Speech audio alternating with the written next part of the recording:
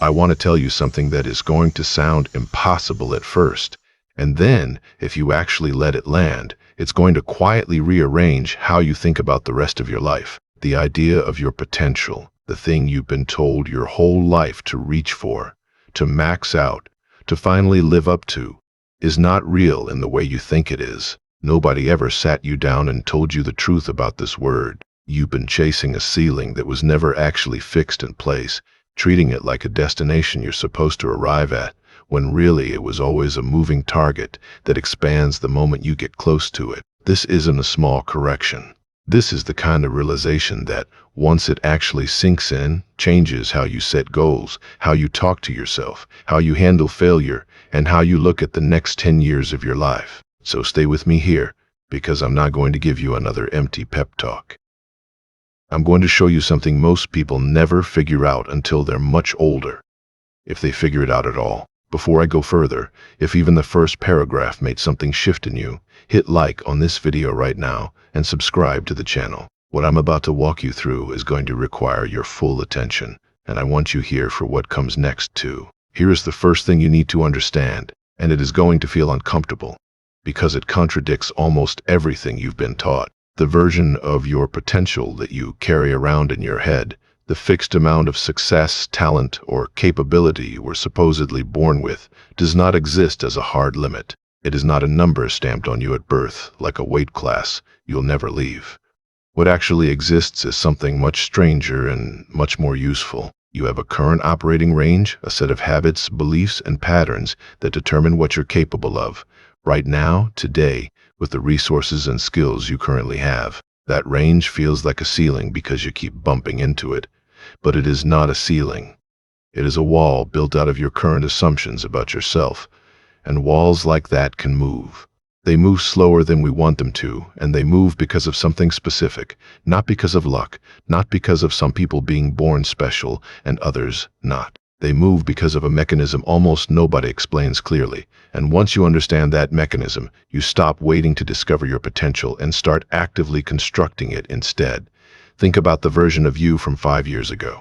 Think about what felt impossibly hard back then, something you couldn't imagine handling, whether that was a conversation, a responsibility, a skill, a level of stress you now absorb without even noticing. That thing that used to feel like the edge of what you could do is now, for a lot of you watching this, completely normal. You didn't discover some hidden reservoir of ability that was secretly there the whole time waiting to be unlocked.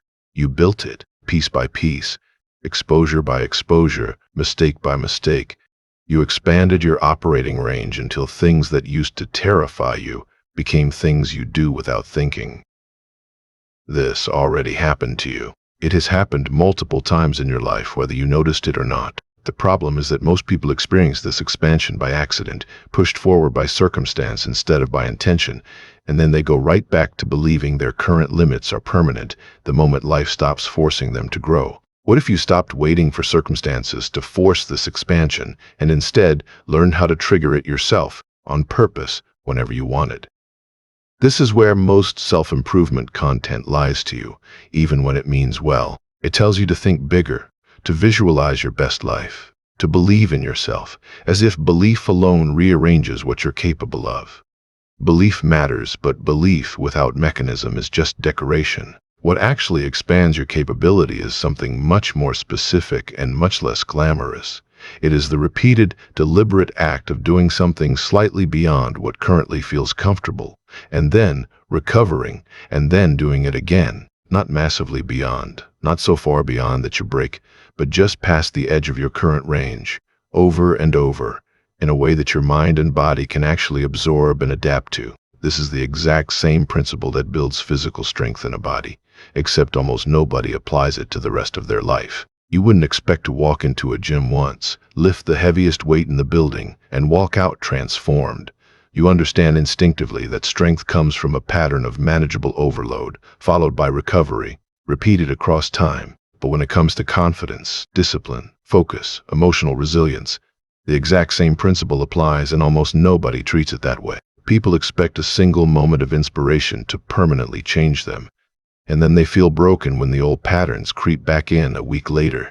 The old patterns creep back because one workout never built anyone's strength, and one moment of motivation was never going to rebuild your entire operating range either. I want you to really sit with what this means for your life right now, today. It means the qualities you admire in other people, the discipline, the calm under pressure, the ability to have hard conversations without flinching, the focus that lets someone finish what they start. None of that was handed to them as a fixed trait at birth in some way that's permanently unavailable to you. It was built the same way muscle is built, through repeated, slightly uncomfortable exposure that most people avoid because discomfort feels like danger. Your brain, left on autopilot, treats discomfort as a signal to retreat because for most of human history, discomfort actually did mean danger. But you are not living in that world anymore. Most of the discomfort you feel today, the fear of sending that message, the anxiety before that hard conversation, the resistance to starting that project, none of it is actually going to hurt you. It just feels like it will because your nervous system hasn't caught up to the fact that the stakes have changed. The gap between how dangerous something feels and how dangerous it actually is, that gap is exactly where your growth is hiding. Every time you act despite that gap instead of obeying it, you widen your operating range just slightly. Do that enough times, in enough areas of your life, and the totally unfamiliar becomes familiar, the unbearable becomes manageable, and what once felt like the outer edge of your potential becomes your comfortable baseline. Now here's something that's going to reframe how you think about the setbacks in your life.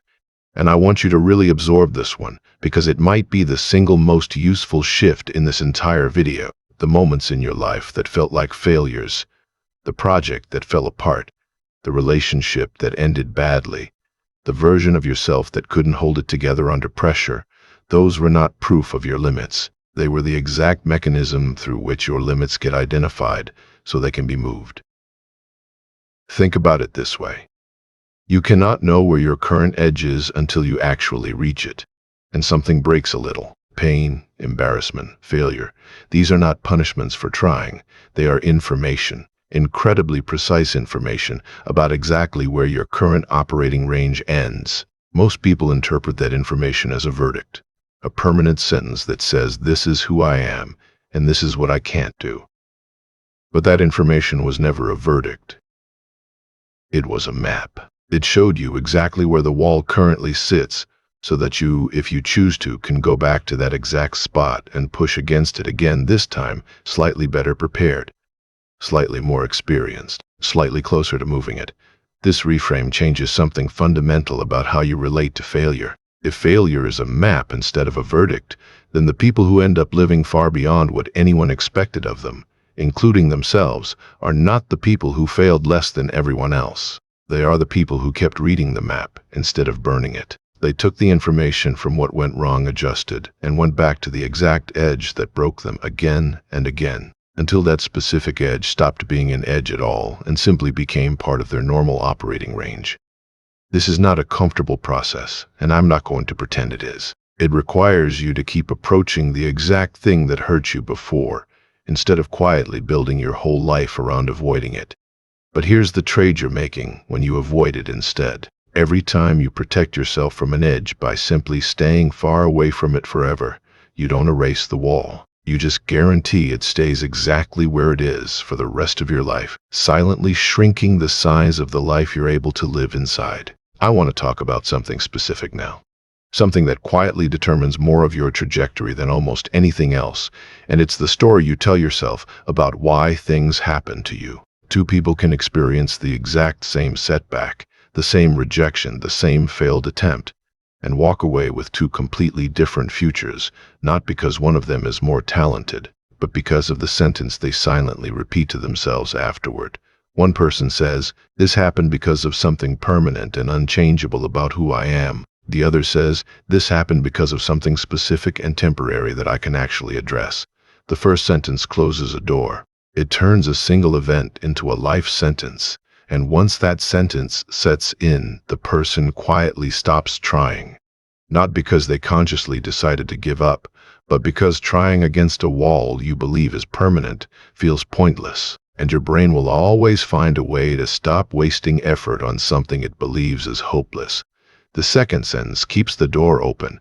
It turns the exact same event into a solvable problem instead of an identity. This isn't about forcing yourself to think positively or pretending failure doesn't hurt. It's about being precise with yourself about what actually happened, instead of letting your mind default to the broadest, most damning explanation available, which is usually also the laziest one.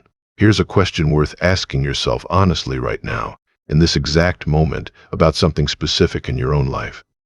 Think of an area where you've quietly decided you're just not that kind of person. Maybe you decided you're not a disciplined person, not a confident person, not someone who's good with money, not someone who finishes things. Now ask yourself, when did that belief actually form? And was it based on genuine, repeated evidence gathered over years of honest effort, or was it based on a handful of early attempts, maybe from a version of you who didn't yet have the tools, the environment, or the information that you have access to right now? Most limiting beliefs are not built on solid evidence. They're built on a small sample size from a much younger, much less equipped version of you. And then that early incomplete data gets treated as permanent fact for the rest of your life, never re-examined, never retested, just quietly accepted as the truth about who you are. This is one of the strangest and most costly habits of the human mind. We update our opinions about almost everything else in life as new information arrives, except the opinions we hold about our own capabilities, which somehow get treated as fixed the moment we form them, often before we were even old enough to form them accurately. I want you to consider something that most people never really think through carefully, which is what actually separates people who go on to build extraordinary things from people who don't, when you strip away luck, background, and starting resources. All the surface-level explanations people reach for first. It is not raw talent, because talent without repetition fades and gets outpaced by people with less natural ability, but far more consistent effort. It is not intelligence alone, because plenty of highly intelligent people never build anything beyond their comfort zone, using their intelligence instead to construct incredibly convincing reasons why they shouldn't have to try. What actually separates them is a specific relationship with discomfort. They treat discomfort as a signal to lean in rather than a signal to retreat, not recklessly, not without care for their well-being, but deliberately, the same way someone deliberately adds weight to a bar once the current weight stops being a challenge. Everyone else treats discomfort as something to be avoided and minimized as quickly as possible, which feels good in the moment and quietly guarantees a smaller life over the long run, because the size of your life is, in a very real sense, determined by the size of the discomfort you're willing to sit inside of on a regular basis. Let's talk about identity for a moment, because this is where a lot of the real transformation actually happens, far more than in any specific action you take. Most people try to change their behavior first and hope their identity eventually catches up. They tell themselves, once I actually become disciplined, once I actually become confident, then I'll start acting like it. But this has the entire sequence backwards, and it's the reason so many attempts at change collapse within a few weeks. Identity doesn't precede consistent action. Identity is built by consistent action. Every single time you do the thing that a disciplined person would do, even when you don't feel disciplined yet, even when it feels like you're faking it, you are casting a vote for the kind of person you're becoming. One vote doesn't decide the election, but an accumulation of votes, small ones, repeated daily, quietly and without fanfare, eventually adds up to a majority, and at some point, without any dramatic before and after moment, you simply become the kind of person who does that thing, not because you had a revelation, because you outvoted your old identity one unremarkable day at a time. This means the biggest lever available to you for changing your life isn't a massive, dramatic decision made once. It's the accumulation of small, boring, repeated choices that nobody is watching and nobody will ever know about except you. The version of your life 5 years from now is not primarily being decided by the big visible moments, the interviews, the launches, the public wins. It is being decided right now, quietly, in the choice to get up when the alarm goes off, instead of hitting snooze for the 4th time, in the choice to send the message you're scared to send, in the choice to sit down and do the unglamorous work instead of waiting for motivation that was never going to show up on its own. None of these individual choices feel significant in the moment. That's exactly why most people don't take them seriously, And it's exactly why the people who do take them seriously end up somewhere completely different a few years later, without ever having a single moment that looked from the outside like a turning point. I want to address something you're probably thinking right now, because I'd be lying to you if I pretended this is simple, or that willpower alone solves it. Willpower is not an unlimited resource you can just summon more of through sheer determination. It runs out, especially when your environment is constantly working against you. This is why the people who actually manage to expand their operating range consistently are not usually relying on raw willpower at all. They're relying on environment design. They make the discomfort they need slightly easier to access, and the avoidance they're trying to escape slightly harder to fall back into. If you're trying to build focus, you don't rely purely on willpower to resist distraction. You remove the distraction from arm's reach before you even start. If you're trying to build the habit of difficult conversations, you don't wait for the courage to magically appear. You put yourself in situations where avoiding the conversation is no longer an option. This isn't cheating. This is simply understanding that you are not a purely rational creature operating on logic alone. You are a creature deeply shaped by your surroundings. And the smartest thing you can do is stop fighting your surroundings and start redesigning them to work with you instead of against you. There's another piece of this that almost nobody talks about, and it might be the most important one of all, which is the role of recovery. I mentioned earlier that growth comes from manageable overload, followed by recovery, and I want to slow down on that second half, because most people who understand the first half completely ignore the second and end up burning out instead of growing. Pushing past your comfort zone without ever allowing genuine recovery doesn't build strength, it builds exhaustion. And exhaustion eventually collapses back into avoidance, often worse than before you started. This is why so many people's attempts at transformation follow the same pattern. An intense burst of effort followed by a total crash, followed by guilt up entirely. The people who actually sustain growth over years, not weeks, understand that rest is not the opposite of progress. It's a required ingredient of it. Your operating range doesn't expand during the moment of discomfort itself. It expands afterward, during the recovery, when your mind and body actually integrate what just happened. Skip that part consistently, and you're not being more disciplined than everyone else.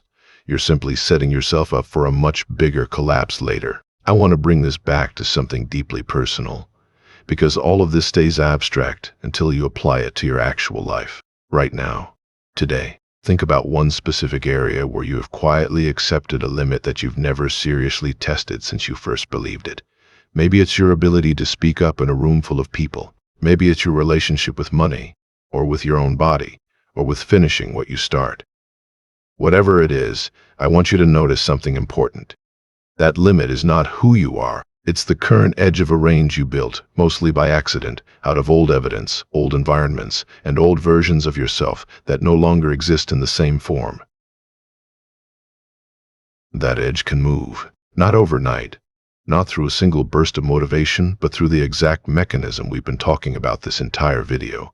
Small, repeated, deliberate exposure to just slightly more than what currently feels comfortable, followed by genuine recovery, followed by doing it again.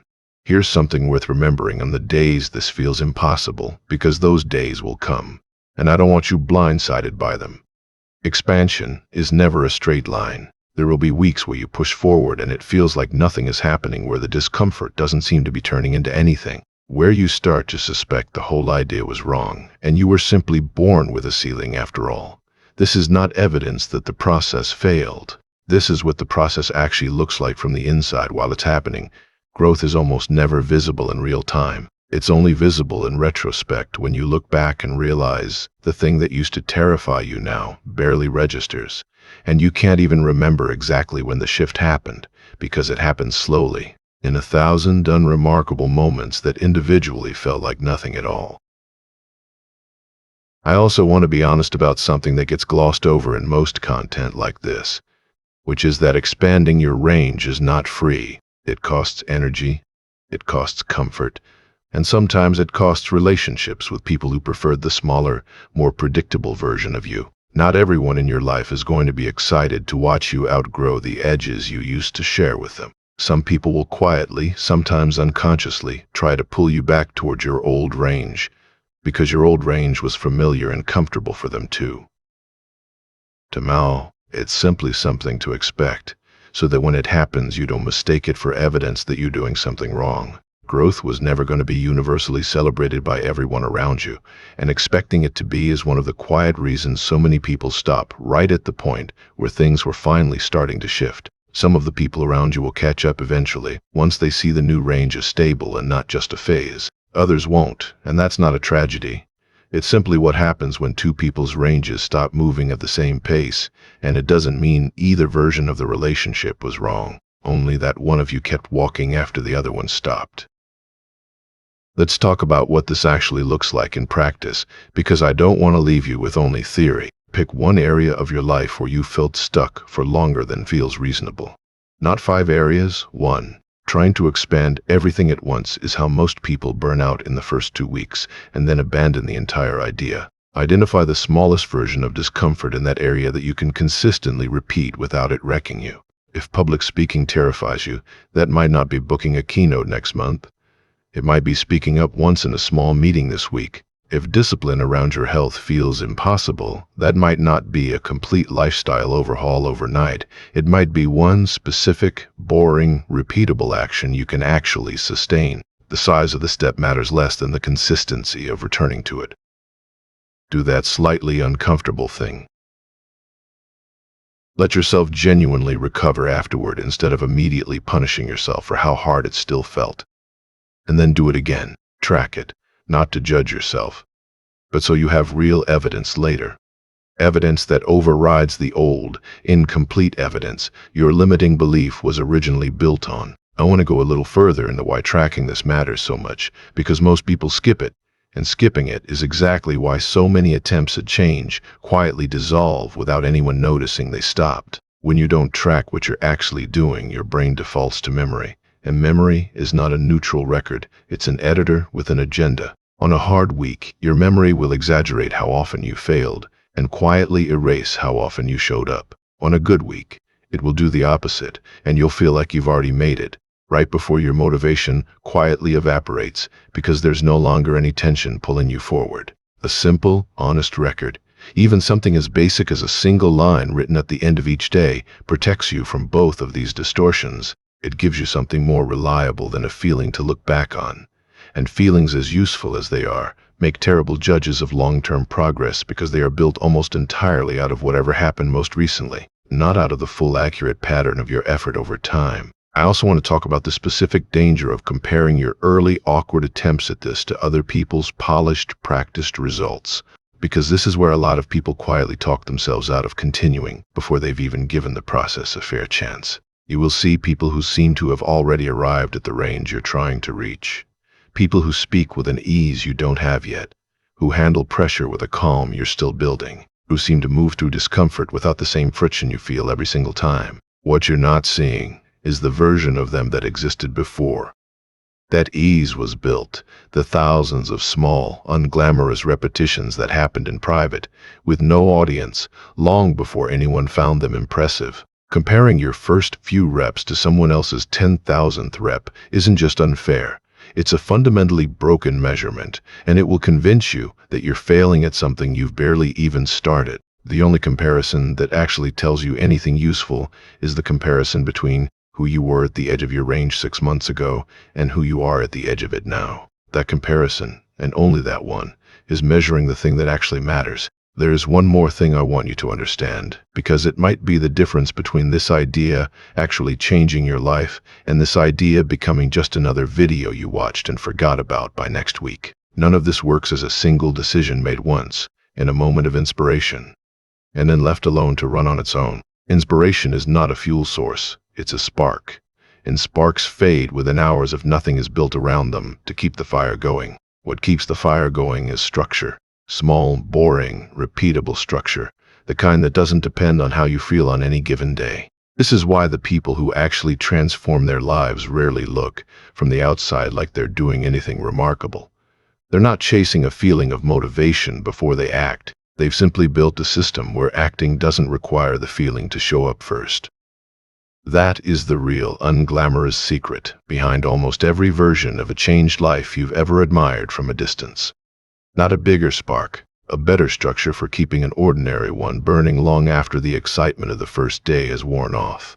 There's also a quiet trap worth naming before we get to the end of this, because it catches even people who fully understand everything we've covered so far. It's the trap of waiting for the right moment to begin. The more organized week, the less stressful month, the version of your life with fewer obstacles in the way.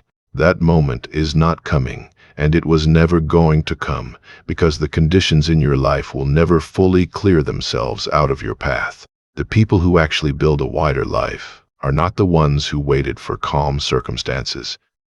They're the ones who learned how to take the small, uncomfortable step anyway, in the middle of the mess, without waiting for permission from a calendar that was never going to cooperate. Waiting for the right moment isn't caution, even though it disguises itself as caution. It's usually just avoidance wearing a more respectable outfit, and the sooner you can recognize that outfit for what it is, the sooner you stop losing years to a moment that was never actually going to arrive on its own. I want to leave you with one more thought, because I think it might be the thing that stays with you longest after this video ends. You have already proven multiple times in your life that your operating range moves. You are not the same person you were 10 years ago, and the specific things that make you different today were not handed to you. They were built, mostly through moments you didn't even recognize as significant while they were happening. The only real question left is whether you keep letting that expansion happen to you by accident, forced only by circumstances you didn't choose, or whether you finally start directing it yourself on purpose toward the specific edges of your life that actually matter to you.